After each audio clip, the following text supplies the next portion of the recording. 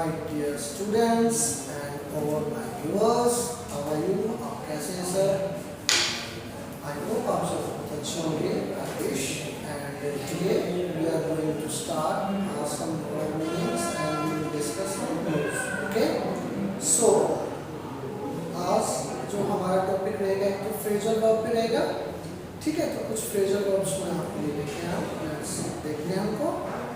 The first आपकी जो phrasal verb है वो है आपकी सिट ऑन. क्या है? Sit on. बच्चे सिट ऑन का मतलब होता है बैठना किसी चीज का. That means if you wear anything, like if you wear a shirt and if you go somewhere to be by any clothes, और जब हम उसे पहनते तो आपके मतलब आप बहुत अच्छा लगती है, तो that is called sit on. तो एग्जांपल देखिए, this shirt sits well on his body. ये जो शर्ट है ये उसकी बॉडी पर बहुत ही अच्छी लग रही है. This is clear. इसका एक सेकंड मीनिंग भी होता है किसी काम का डिले करना. मतलब आपने कोई डीलिंग करनी है, कुछ करना तो उसको डिले करना. तो to delay dealing with something.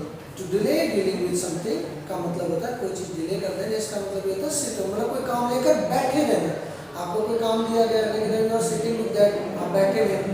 तो I sent my application about 6 weeks ago. मैंने अपनी एप्लीकेशन 6 weeks ago पहले भेज दी थी. And they have just been sitting on it. और अभी भी वो उस पर बैठे हुए हैं. मतलब अभी भी उसको डिले कर रहे हैं, उसको पास नहीं कर रहे. चलिए नेक्स्ट आपका देखते हैं. आपका नेक्स्ट वर्ड है सिट आउट. क्या है? Sit out. सिट आउट का मतलब होता है if you sit somewhere that outside. आप मान लीजिए किसी रेस्टोरेंट में हैं या होटल में, तो आप बाहर की तरफ चेयर में डाल के बैठे, सनलाइट में बैठे, तो that is called sit out. दरवाजे के बाहर बैठना. She sat out the hotel in the sun. तो वो होटल में धूप में बैठी. इन द सन का मतलब होता है धूप में बैठना. तो she sat out the hotel in the sun. इसका एक और मतलब होता है खुली हवा में बैठना. खुली हवा में बैठना और सम्मिलित न होना.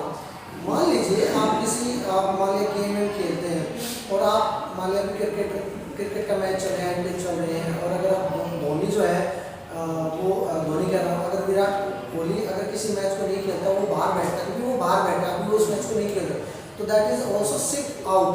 ठीक है, तो खुली हवा में बैठना. He can afford to sit out the property slum. He can afford to sit out मतलब वो आराम से बैठा रह सकता है प्रॉपर्टी स्लम. प्रॉपर्टी स्लम का मतलब होता है जो प्रॉपर्टी के अंदर गिरावट जो आती है उसको कहते हैं property slum. This is clear. अगला है, इसी का example, Sumit set out the game with a shoulder injury. Shoulder injury, जो शोल्डर है उसकी इंजरी के कारण Sumit set out, Sumit game से बाहर बैठा है. This is clear. अगला जो वर्ड है आपकी जो फ्रेजल वर्ब है वो है सेट अप. क्या होता है? Set up. इंतजार में बैठना. क्या है? इंतजार में बैठना. We had to sit up for them for many hours. हम किसी के इंतजार में काफी देर बैठे. We had to sit up for them. हम उनके इंतजार में काफी घंटे तक बैठे रहे. एक एग्जांपल और भी इसका. When I got home, my father was sitting up on chair. When I got home, my father was sitting up on chair. जब मैं घर पहुंचा तो मेरे पिताजी मेरे इंतजार में बैठे थे. अगला जो वर्ड है आपका वो है साइज अप. क्या करना? Size up. किसी की था लेना, मतलब किसी के बारे में सब कुछ पता कर लेना. मान लिया पर्सन इन फर्स्ट मीटिंग और आप उसका एक बार एक ही नज़र में आप उसको सारा कुछ बात लेके अच्छा ये ऐसा ही ऐसे उसको था ले लेना कि वो कितने पैसे वाला, कितना एरोगेंट है, कितना अच्छा है, वो था ले लेना. तो he was trying to sizing up his talent. He was trying to sizing up his talent. वह उसकी प्रतिभा की था लेने की कोशिश कर रहा था. मान लीजिए कोई किसी की प्रतिभा कोई है उसके अंदर उसको ट्राई करा, तो दैट इज साइज अप. इसका और एक मतलब होता है टू लुक एट और कंसिडर अ पर्सन और situation and make a judgement about them. मतलब टू लुक एट, एक छोटी सी निगाह डालना, कंसिडर करना किसी पर्सन या सिचुएशन को लेके कि उसके बारे में कोई जजमेंट दे देना. एक आपने किसी को देखा एकदम से आपने उसके बारे में जजमेंट दे दी, तो that is also size up. ठीक है. It only took a few second for her to size up the situation. उसको मतलब इस सिचुएशन को बारीकी से निरीक्षण करने के लिए कुछ ही ही सेकंड लगे, कुछ ही सेकंड में उसने सब कुछ पता कर लिया। चलिए नेक्स्ट है आपका, इसी का एक एग्जांपल और भी है, मतलब इसका एक मीनिंग और होता है किसी मापदंड पर सही उतरना। मान लिया किसी ने कोई मापदंड डाल रखा है कि भाई ये ऐसे होना चाहिए और उस पर आप खड़े उतरते हैं, तो that is also size. He sized up to our expectations, वो हमारी एक्सपेक्टेशंस पर खरा उतरा। इसका एग्जांपल हो रहा है, ही spent the evening sizing me up intellectually. He spent the evening, उन्होंने हमारे साथ शाम बिताई, साइजिंग मी अप, मेरी इंटेलेक्चुअल को देखने के लिए, मतलब कि मेरी एक्सपेक्टेशन जो मैं उनकी एक्सपेक्टेशन पर खरा उतरता हूँ नहीं, ये करने के लिए। फिर एक अच्छा वर्ड आपका स्कीम ऑफ। स्कीम ऑफ होता है बच्चे किसी अच्छी चीज को किसी से अलग करना। मान लें अच्छी, कई बार हम क्या करते हैं, दूध से मलाई को अलग कर देते हैं, स्कीम ऑफ। क्रीम को मतलब दूध से अलग करते हैं, दैट इज स्कीम ऑफ। तो he skimmed cream off milk, he skimmed cream off milk, उसने दूध से मलाई को अलग कर दिया। ठीक है, और एक और अच्छा एग्जांपल इसमें है, टू टेक मनी इलीगली और डिसऑनेस्टली। मतलब टू टेक मनी इलीगली और डिसऑनेस्टली, मतलब जब आप किसी के पैसे को इलीगली लेते हैं या डिसऑनेस्टली मतलब धोखा करके लेते हैं, तो उसको भी कहते हैं स्कीम ऑफ। तो for years his business partner had been skimming off the profit. For years मतलब 4 इयर्स का मतलब है काफी सालों से उसका जो बिजनेस पार्टनर है had been skimming off the profit, वो उसके जो प्रॉफिट को है वो निकाल रहा था, मतलब उसको पता ही नहीं था उसने कि उसका जो पार्टनर है वो उसके प्रॉफिट को धीरे धीरे पीठ पीछे से उसको ले रहा है। ठीक है, और एक और बात होती है, to take the best part of. अगर किसी चीज का कोई बेस्ट पार्ट आपको निकालना है तो उसको भी आप कहते हैं स्कीम ऑफ। तो the teacher skimmed off the able pupils for his class. Pupils होता है बच्चे जो स्टूडेंट्स होते हैं ना, उनको पपल्स बोलते हैं। ठीक है, the teacher skimmed of, teacher ने जो एबल बच्चे थे, जो उसके एबल स्टूडेंट्स थे, उनको अलग कर दिया।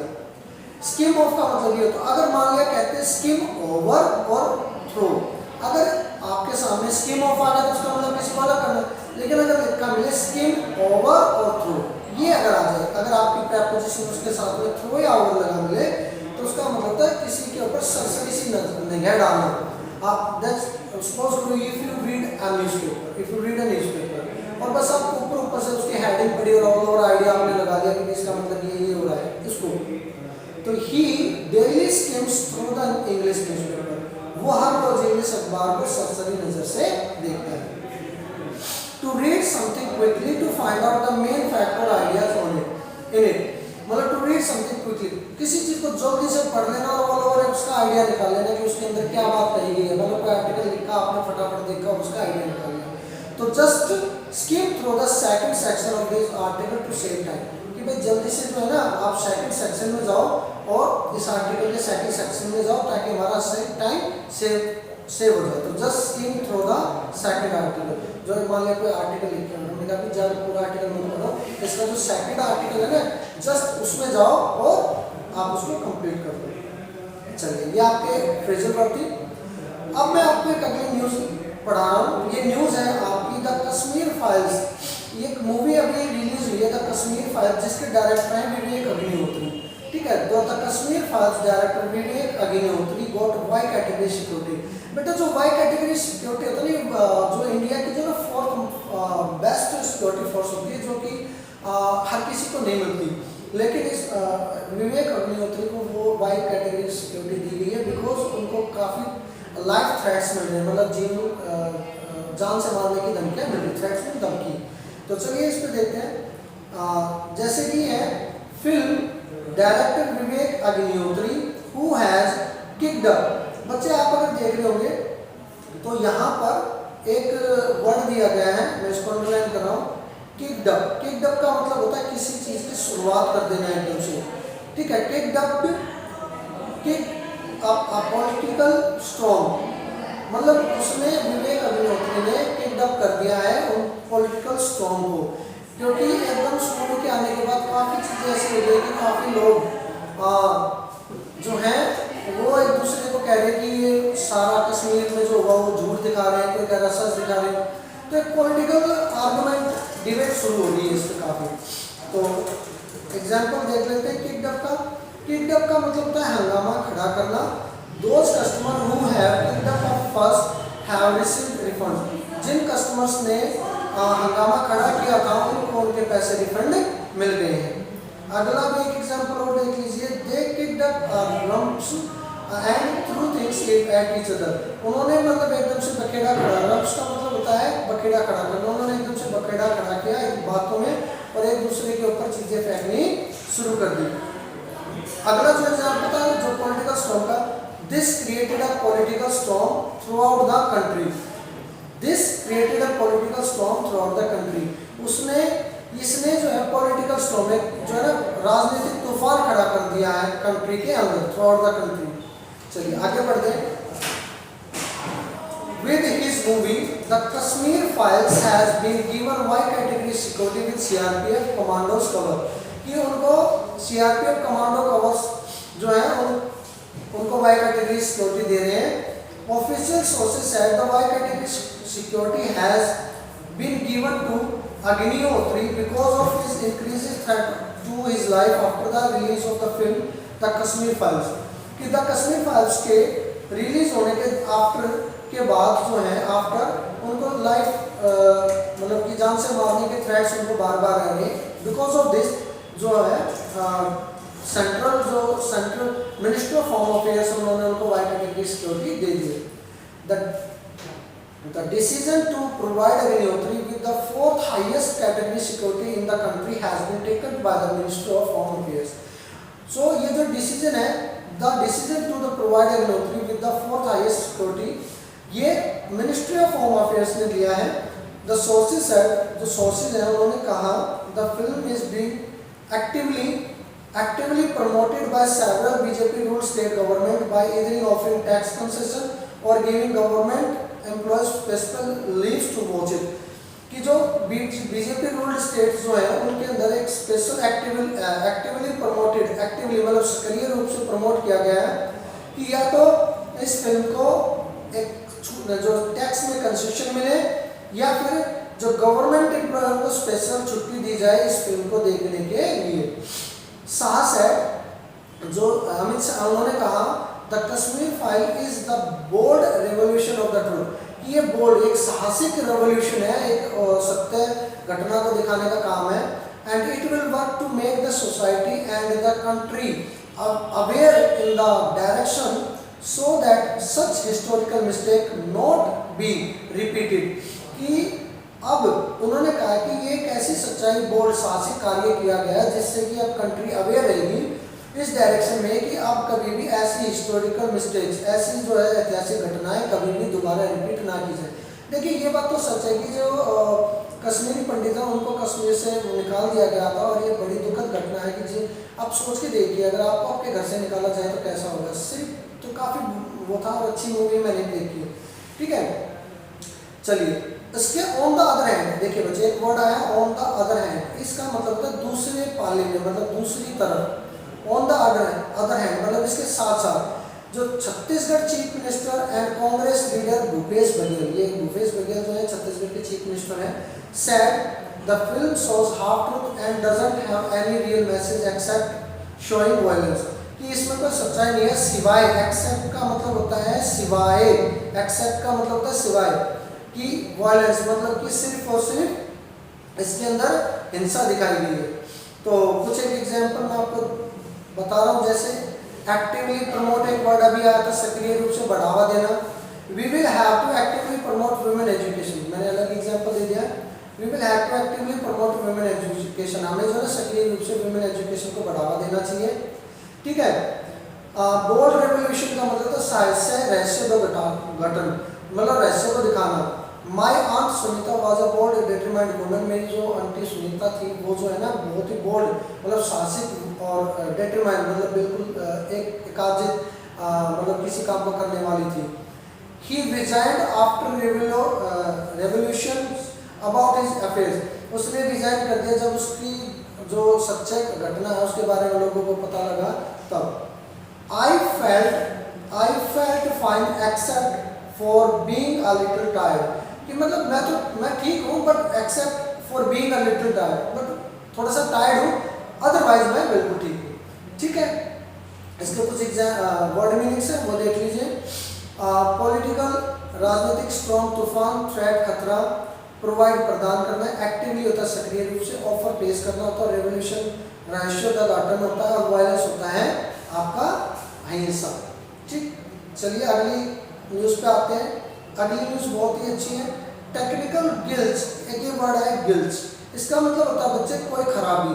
तो टेक्निकल गिल्स, तकनीकी खराबी के कारण delayed services on 3 Delhi metro lines, कि 3 मेट्रो दिल्ली मेट्रो लाइन्स के ऊपर जब टेक्निकल इश्यू आए तो उसकी वजह से जो सर्विसेज थी मेट्रो की वो डिलेड होगी, देरी से चली हो। Services were recently delayed on 3 corridor of the Delhi metro, कि 3 दिल्ली मेट्रो जो कॉरिडोर है, जो जगह है वहाँ पर सर्विस डिलेड हुई, देरी हुई, ड्यू टू के कारण सम टेक्निकल गिल्स, इस वर्ड को आप अंडरलाइन कर रहा हूँ, टेक्निकल प्रॉब्लम बोल लेना, उसके अच्छा आप ये वर्ड बोलते हैं technical gills. The DMRC said many commuters का मतलब होता है बेटा जो एक जगह से दूसरी जगह जाते हैं डेली, जो डेली अप डाउन करते हैं, ठीक है, काम काज के लिए, किसी के लिए, उसको कम्यूटर्स कहते हैं।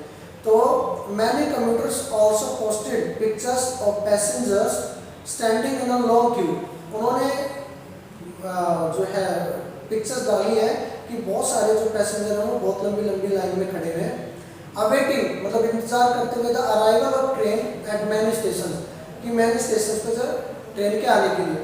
A large number of office goers, ये देखिए एक वर्ड हो रहा है आपका बच्चे, ऑफिस गोर्स का मतलब होता है जो लोग ऑफिस जाते हैं।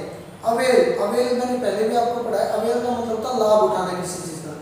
जो ऑफिस गोर्स अवेल करते हैं मेट्रो सर्विसेज का, metro service at the time of travelling to their destination, अपनी गंतव्य पे पहुंचने के लिए, in Delhi and neighbouring cities, और आसपास की सिटीज के लिए। ठीक है, एग्जांपल्स देख लेते हैं।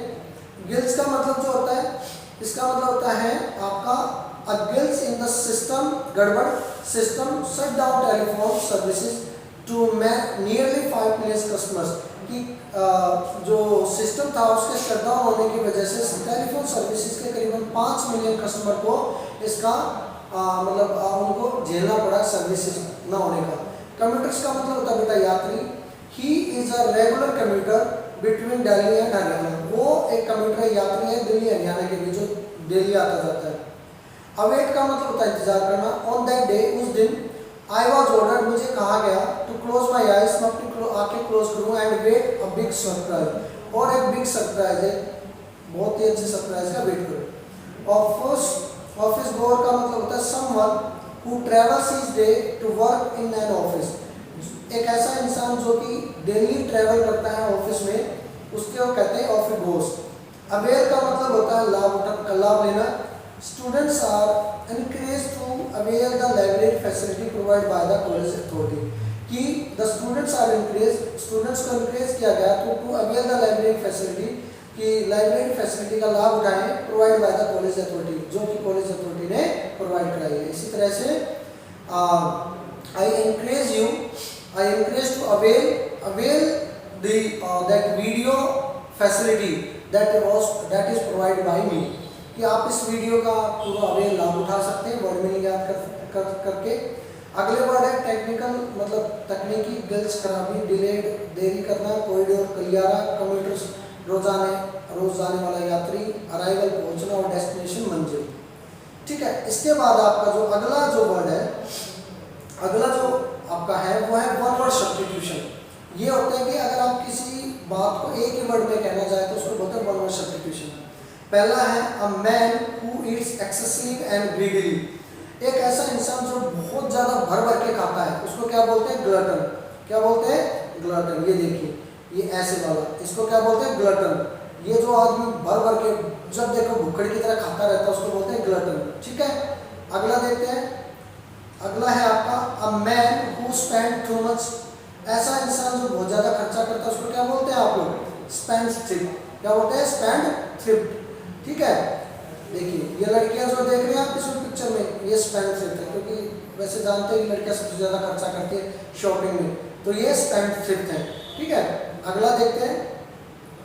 अगला है a man who never takes alcoholic drink, ऐसा इंसान जो कभी दारू नहीं पीता उसे क्या कहते हैं आप? T toddler. क्या कहते हैं? T toddler. ये देखो ये मैंने लिख रखा है, ये टी टोटलर क्या है? T toddler. ऐसा इंसान जो कभी दारू नहीं पीता उसे क्या कहते हैं? T toddler. ठीक है। इसके बाद अगला है a man who never tyres, ऐसा इंसान जो कभी नहीं थकता उसको क्या बोलते हैं? इसको बड़े ध्यान से याद करना, तोड़ तोड़ के। इनडिफेटिगेबल, कैसे तोड़ेंगे? इनडिफेटिगेबल, इनडिफेटिगेबल। ठीक है। तो आपको याद है वो कछुए और खरगोश की कहानी याद है, टर्टल और, ठीक है, टर्टल वाली कि खरगोश तो सो गया था लेकिन कछुआ थका नहीं, वो लगातार चलता रहा, तो वो क्या था? इनडेफिटिगेबल। ठीक है। इसके बाद है a person who loves book, ऐसा इंसान जो बुक से प्यार करता है, जो बुक से प्यार करता है। ठीक है। कैसा इंसान जो बुक से प्यार करता है वो क्या होगा? बिब्लियोफाइल। क्या बोलते हैं इसको? बिब्लियोफाइल। बिब्लियोफाइल बोलते हैं उसको, ऐसा इंसान जो बुक से प्यार करता है, बिब्लियोफाइल। चलिए अगला देखते हैं।